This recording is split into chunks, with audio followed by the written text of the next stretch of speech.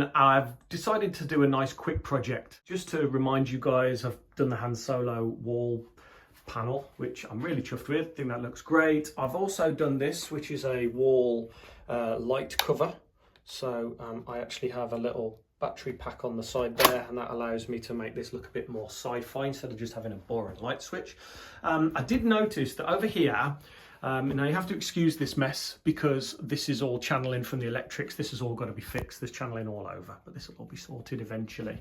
Over here, we've got a heating control panel, which is a working item. This is used to control our central heating, obviously not on this time of year. This does have real lights, so you know, just to kind of make out that this is a functioning device. And under here are the standard controls. And what I've done is I've initially covered these up with some standard frog tape. That will keep the paint out. So first job I'm going to do, I'm going to spray that down with a standard grey primer. I used this previously on a different project. It works very well, particularly for 3D printed items. So I'm going to seal that in first.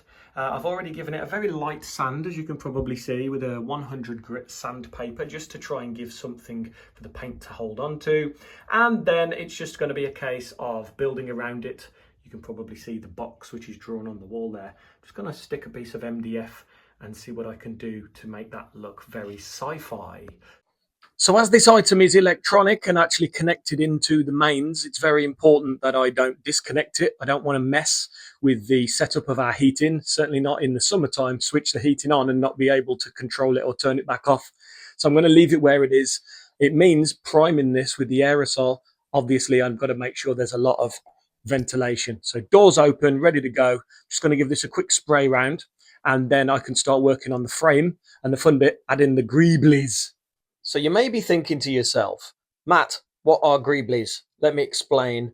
Greeblies are basically a way of making something look more detailed. Usually to add visual interest, you'll add little bits of metal, plastic, paint them, spray them down and weather them, and it makes something look a lot more intricate than it actually is. Basically just a nice way of adding more detail. Anyway, back to the painting.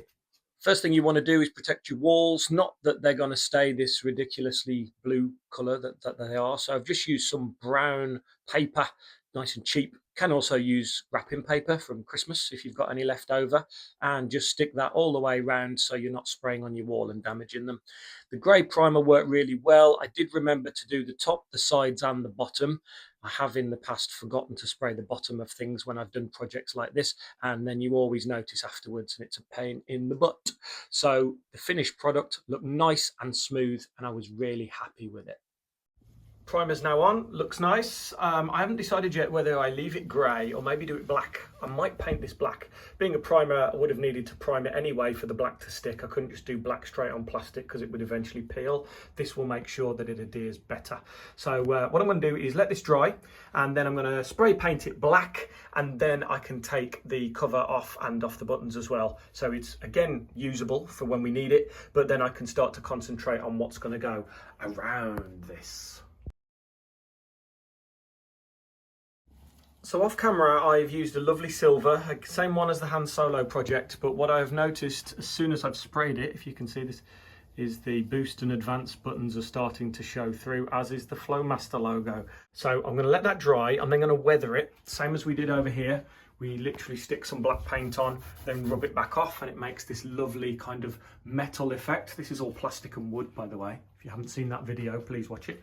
So I'm just going to weather this once it's dry. Then I can take the frog tape off and we'll see what it's going to look like. And then we can start to stick these kind of greebly bits on. Next up, I cut a piece of MDF and a little hole for the control panel. Then I primed it with some wood primer and sprayed it down with standard black aerosol, which is just, you know, normal car paint. It's very cheap. I then decided I was originally going to use greeblies exclusively to decorate this, but as I've recently invested in a Bamboo Labs A1 3D printer, I decided to use this, and I printed some cool panels, which I could then paint up and attach to add more visual interest. So there's 9 minutes of my print to go, and as you'll see, unfortunately, this corner here seems to have failed. It's lifted up and it's caused some damage. Now, to be honest, I'm only really care about this side. This was the side I was going to use, and I actually considered originally to just cut this off, but there was no way of cutting this on the app, so I had to print the whole thing. This is actually designed, as you'll see, as a light switch cover for an American light switch, so it wouldn't fit a UK one anyway. So I've got two options. I can either trim it down the middle here, which is what I was originally planning on doing, or I might actually leave this as kind of battle damaged, make it look worse. Maybe get a lighter to it, make it look burnt, and then when it's painted, make it look like it's actually industrial and there's maybe been an electrical issue or something like that. So I don't really care about this too much. Before people pointed out, it doesn't worry me too much. As long as this bit looks good, which at the moment it does, I'm going to print a few buttons to go with it, and I think this will look really nice. So as the 2 hour print time came to an end, I was very pleased with this, as I say, other than that dodgy corner there. But my favourite part of using this printer is the happy sound it makes when it finishes, and I had to include it in the video. What a happy printer.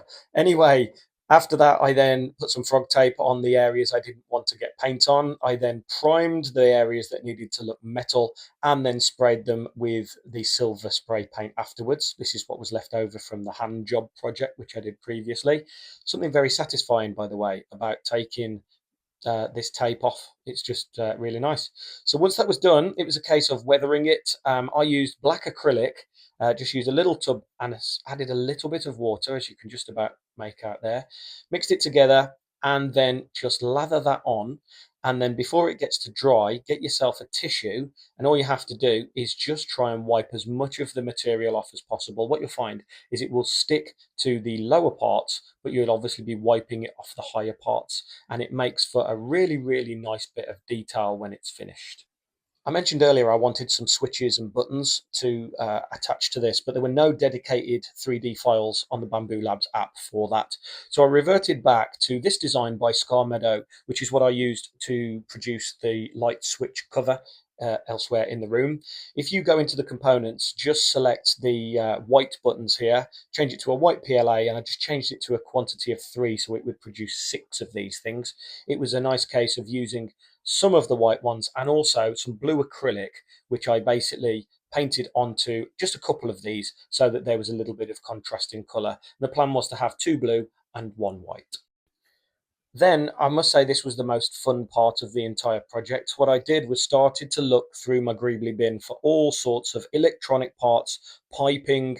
You'll see a vent there, which I forgot to film, but that's a vent that I had from another project. I had circuit boards, I had all sorts of things, and I just laid them out initially to try and work out what looked good where. There's an actual speaker, but it was too big, so I didn't use that. And when you find something that looks great where it is, like this, for example, is a remote control, I thought it looked cool to make it look like a keypad. So I literally just stick a few dollops of super glue on the back, and then that would stick nicely. Just try where possible to follow the lines on the sides to make sure that it's straight. You don't want it to be wonky because it will stand out at the end and it won't look very good. So just before I mount the new panel on the wall, I've just painted the wall black. The reason is I actually made the hole for the panel a little bit bigger because I didn't want it to be too tight, and also I need to be able to open this to access it. So what I did was made it slightly taller at the top so I can push it flat at the bottom, leave a little bit of a gap at the top, and then that will still open. Originally, I did plan on just gluing this to the wall with some no more nails, but I decided not to because I have got to decorate this room and do a bit of plastering. So instead, I opted for 3 screws. I couldn't do 4 because one of the corners was actually covered, which you'll see in a sec. But I put the first screw in, I then put a spirit level on the top to make sure it was straight, and then did the others, and it came out lovely. And then finally, a few more 3D printed components, and I could stick it all together, and this is what it looked like at the end. So starting off here with the vent, this was actually purchased for the bioethanol media wall project that I did, and I didn't end up using it. So I made it silver. It was originally white, and I think that looks really nice. I actually used pin nails to hold this in. I like the black dots for the corners. Those holes were already in the unit. but they were very long. So once I tacked them all the way through, I then had to use a grinder to cut them off, but they look really nice.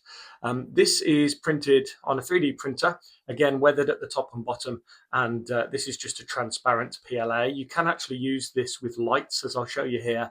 This was what I've done on the other unit that's actually behind me. You obviously know what this is. This is the whole reason for this video. That's our central heating system there. Just to the right as well, some of those buttons that I printed I had spare. So I just put a nice straight edge and then glued them up so they were all in a nice straight line. Over here, this is actually a remote control for some LED lights, I think it is. It might even be for an old DVD player. So I just thought it looked like a keypad to be able to put codes in. So I left that there. This is a cable from an old speaker. You'll see a few parts from a Bluetooth speaker that I dismantled because I have lots of them. And the cable just goes in, those two cables, red and black, goes into one of the 3D printed parts. These are the blue buttons that I painted earlier. This is a battery that's just glued on. Talking of batteries, this is a lithium-ion battery from that Bluetooth speaker, and again the wires are just glued in to make it look like it's doing something when it obviously isn't. Another one of those kind of reactor type modules there, which is 3D printed. I ended up leaving the battle damage section. I thought it looked all right. It didn't come out too bad, especially when it's all black. It doesn't actually look too bad. So I left that as is. I managed to salvage it, and I just stuck a circuit board in the middle, which was from another electronic item in my Greebly bin. Over here, we have a speaker cover from that Bluetooth speaker. This here is actually an IKEA hinge cover. I had loads left, so yeah, just stuck that on. Makes it look interesting. And then these are other parts from that Bluetooth speaker, a little circuit board. That's actually the controls there for the Bluetooth speaker, which you press the buttons on the top. My favorite part is actually the cable on the side here. This is what you use as like a cable tider. You put loads of cables in it. What I did was I noticed it was bowing out in the middle. So I attached it at the top and the bottom. And then just there, I used a industrial style cable tie. It did say 22 mil. So I did that upside down so it didn't look too obvious. And finally, I have no idea what this is. It's just a piece of metal that I found and I stuck it in to make it look like some kind of charging port. So there we go. That is now my central heating system. That's a working central heating system for my house. And this is another part of the Star Wars room. So I hope you like it. I'll do a quick reveal, even though you've kind of seen it.